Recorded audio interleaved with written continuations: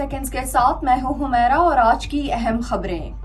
اسرائیل نے 200 لڑاکا طیاروں کے ساتھ ایران کی 100 سے زائد تنصیبات کو نشانہ بنایا ہے، جس میں مسلح افواج کے سربراہ میجر جنرل محمد باقری اور پاسداران انقلاب کے چیف کمانڈر میجر جنرل حسین سلامی سمیت متعدد اہم کمانڈوز اور 6 جوہری سائنسدان شہید ہوئے ہیں، جبکہ فضائی حملوں میں خواتین اور بچوں سمیت 5 افراد شہید اور متعدد زخمی ہوئے۔ دوسری جانب ایرانی سپریم لیڈر آیت اللہ علی خمینی کا رد عمل سامنے آ گیا۔ انہوں نے خبردار کیا کہ اسرائیل سخت سزا کا انتظار کرے۔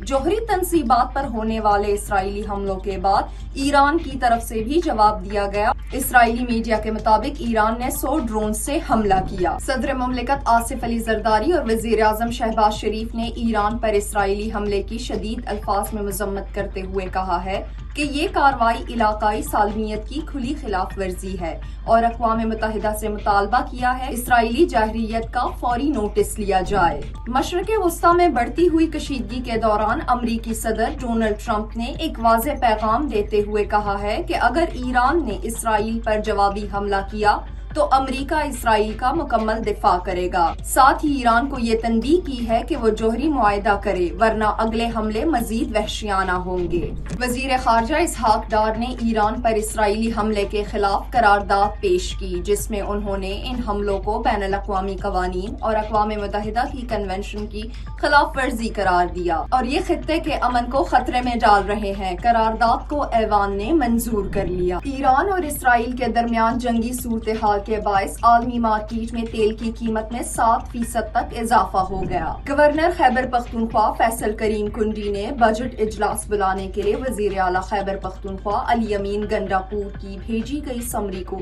یہ کہہ کر روک لیا کہ آئین کے مطابق 14 روز تک سمری پر دستخط کرنے کا پابند ہوں، نہ کہ ایک ہی دن میں۔ خیبر پختونخوا حکومت نے محکمہ بلدیات کے 24 ترقیاتی منصوبوں کے لیے 5 ارب 97 کروڑ سے زائد کا ترقیاتی پروگرام تیار کر لیا ہے۔ آئندہ مالی سال میں 4 ترقیاتی منصوبے مکمل کرنے کا ہدف بھی مقرر کیا گیا ہے۔ اب تک کے لیے اتنا ہی۔ مزید اپڈیٹس کے لیے سنو پختونخوا کے ساتھ رہیے۔